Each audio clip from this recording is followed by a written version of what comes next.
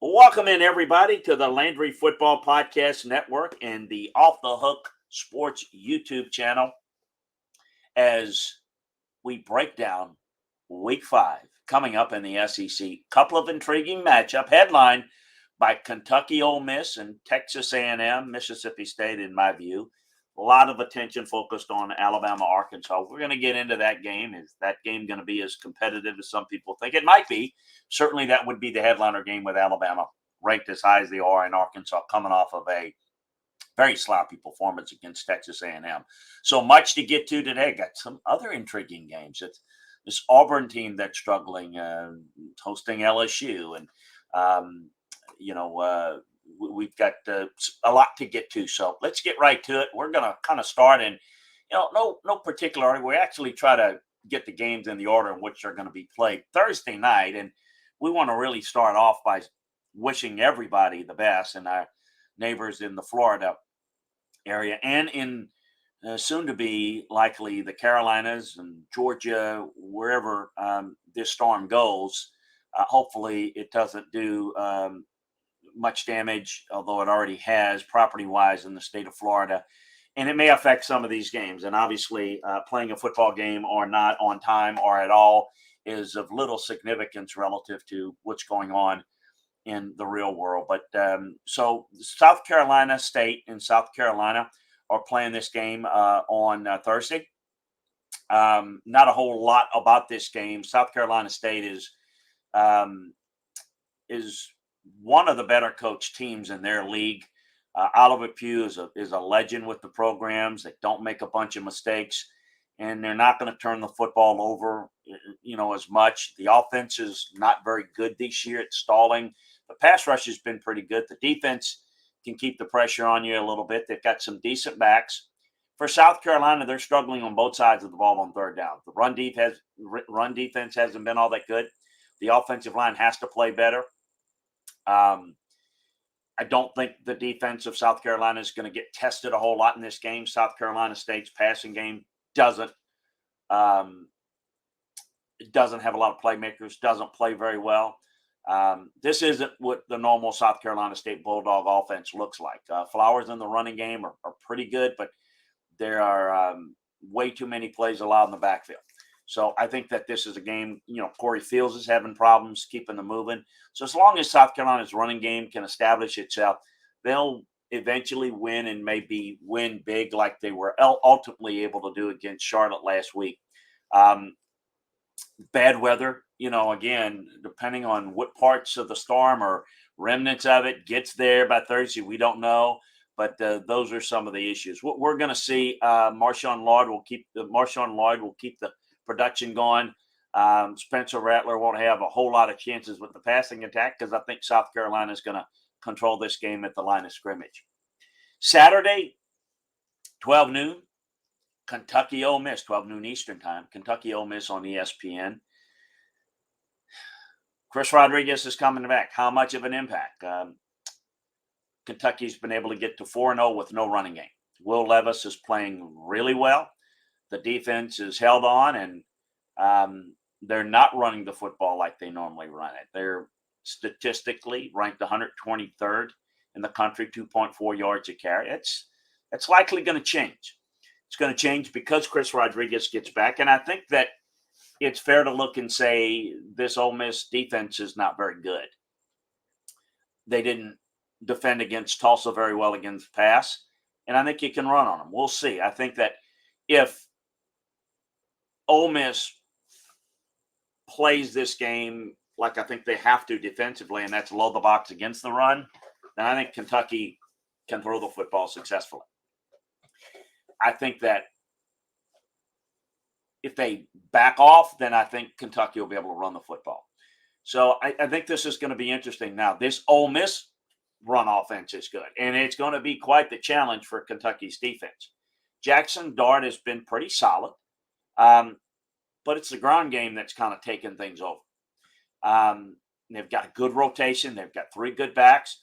Kentucky's been pretty solid against the run. But they've not played a running game quite this good yet. Florida's not as good. No one is as good as this Ole Miss team that on Kentucky's schedule to this point. And I think that Ole Miss can throw the football effectively. They work the pass game off the run action. We'll see what they're able to do against the ground in the ground game against Kentucky. This is going to be the key. I look at this game a couple of ways. And how the game is going to be played, and certainly in Oxford gives Ole Miss a chance. If you look at the two teams, Kentucky is the better looking team. Why? They're very good throwing the football. They've got a very good quarterback. They've got very good receivers. As I mentioned, they haven't been as successful running the football. There's a belief because of their commitment level that they'll be pretty good running it, or a little better anyway, with Chris Rodriguez, because it gives them a hammerback that can create. And remember, offensive lines are crucial to the success of the play of the running back. But a good running back is critical to your success in the running game, meaning the running back is even more important than the offensive line. The running back makes the line more than the line makes the back.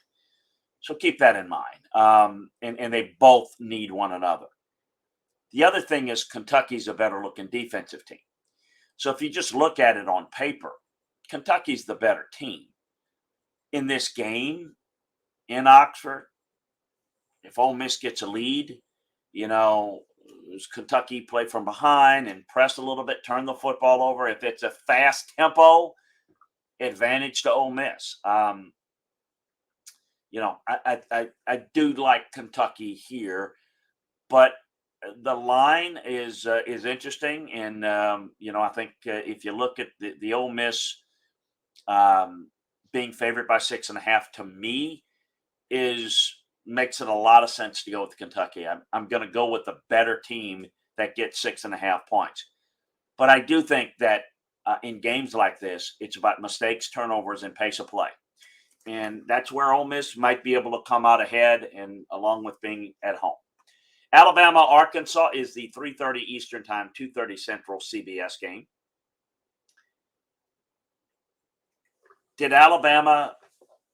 How much has Alabama improved since the Texas game? They don't have a sure thing at receiver. Look, they've got talent, but you don't just – all the players that Alabama's had at every position over the years in Nick Saban's tenure, very few of them were instant stars. They developed into really good players. Is Ja'Cory Brooks the next really good receiver? Maybe not to the degree of some of the guys they've had that have been high picks, but how much better will they get? Trayshawn Holden has been okay. Jermaine Burton is maybe close to taking that next step. Are they going to take that step? They're certainly going to have the opportunity. Arkansas is really struggling in pass coverage. They don't do a good job tackling in space either. Their pass rush is good, but if the ball comes out quick, Alabama can have some big plays after the catch. A&M couldn't do much to get the passing game going against this weak Arkansas pass coverage. Max Johnson has been an upgrade, but they're not good offensively, A&M, that is. Missouri State torched them, Arkansas's defense, that is. Now you can say, well, they weren't ready to play, yada, yada, yada. Spencer Rattler in a South Carolina team that's not all that good cranked it up. Ben Bryant of Cincinnati played well. Arkansas won all 3 games, but Alabama is going to have some balance. Arkansas is going to have to make some decisions in coverage, or Alabama's going to have a field day throwing the football on. If they make those adjustments with added personnel, I think Alabama's going to be able to run the football. So I think that this game is intriguing in that it's in Fayetteville. Alabama typically plays these games, and they're a little bit closer than what the point spread is. It's 17-ish. These are the type of games that maybe Alabama ends up winning by maybe 14, maybe 16, 17. So in terms of the line, I don't know where to tell you to go with it on the road. But I do think that Alabama's quite a bit better. I think Arkansas was a better team than A&M last week. They looked like the better team. I mean, they looked like they had more to offer. But they made way too many mistakes. A&M made mistakes too, but Arkansas was dominating that game, and then they played very poorly, mistake prone, and it cost them the game. So I think that this Arkansas team was the better of the two last week, and they lost. How do they respond this week? I do think this Arkansas team is limited as opposed to last year where they were better in coverage. I don't think they're as good passing the football. So I think that even at home, maybe in an emotional game, maybe in a bounce back game, if all things go Arkansas's way, this game could be closer than expected, but I don't really see a threat of Arkansas beating Alabama. This Alabama team is good. I think they are very good. I'm not sure that Arkansas is capable of beating them unless Alabama plays poorly. And look, Texas played really well early, particularly when Quinn Ewers is in at quarterback. We see that Texas team is not quite the same. It's different. I think Alabama, though, as the season goes along, is getting better. So I look them to win, and I think that we're looking at probably 14, 17-ish in terms of the margin of victory. Texas A&M at Mississippi State in Wade Stadium in Starkville. That's at 4 p.m. Eastern Time, 3 p.m. Central Time on the SEC Network. A&M got a win last week, and that's all I can say. The positives for the Aggies is that they are a pretty good defensive team. They are not good offensively. The offensive line play is average at best. They lost a key player in Anaya Smith this week at receiver. They don't have much of a passing attack, and you lose a good receiver like that. That hurts. Devin Eshane can run. But I don't see this team as well balanced. I thought Arkansas probably did more to lose that game last week than A&M did to win it. And I just think that the issues that A&M has are not going away. They weren't real impressive against Miami. And they certainly had problems against Appalachian State. Mississippi State was able to, bounce back last week. They struggled against LSU. They were outcoached by LSU. Mississippi State's better than A&M. There is no doubt in my mind they're better. The defense is good for State, and it's going to be tough for A&M to score. I do think A&M's going to, once again, have to defend and win this game with their defense. They're going to have to do a good job with pre- and post-snap looks, mixing it up. This Mississippi State offense is built around, just so people understand, when they come to the line of scrimmage, they don't have routes that are called. The receivers have to decide what route to run based upon the pre-snap coverage. So if you do a good job like LSU's defensive coordinator Matt House did, giving them one snap, one look pre-snap, and then rolling into another coverage post-snap, the receivers were running the wrong route. Wrong route meaning they were running it based on the pre-snap look, and that disrupted the rhythm. Can A&M do that as well? Is the pass defense strong enough to hold up? That's going to be the key. I expect Mississippi State to do a better job there. I just think that State's going to be able to score enough to, even though it's a good A&M defense, I think they're going to be able to have enough success offensively. I don't think it's going to be I think it's going to be enough for A&M. I don't think they're going to be able to come up with enough points. Look, LSU rallied in the fourth quarter with 21 points with a great play from Jaden Daniels. It held the ball for 33 minutes. Can A&M do that? LSU stopped Mississippi State's offense on third downs. A&M might be able to do that. LSU's used those late stops with the help of a fumble recovery to pull it off. So can A&M come up with takeaways? It's going to have to be that type of game. A great defensive effort by A&M. They're going to have to force turnovers because I don't think A&M can win this game by scoring enough points to beat Mississippi State. LSU goes to Auburn in what has been an intriguing rivalry over the years. LSU's actually starting to find themselves a little bit. Forget about the awful-looking game against Florida State. This is a well-coached LSU team. The passing game has gotten better. The running game stepped up. Again, weak opponents.